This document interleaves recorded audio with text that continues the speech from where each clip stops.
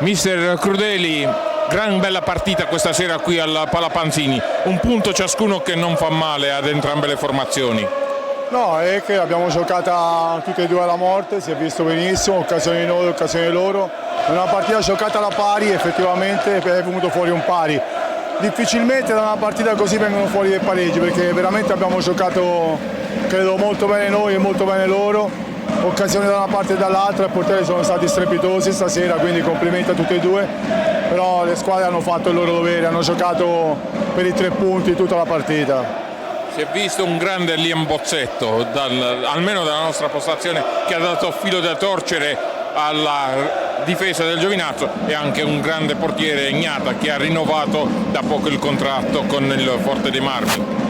Sì, no, stasera però direi che la squadra è quella che, chiaro che lì ha fatto una buona partita, Ricky come sempre, non è una novità, e siamo contenti che ha rinnovato, e poi comunque adesso stiamo cercando di fare un buon play-out per poter fare prima possibile la squadra. Ora la prossima trasferta in casa del Breganze.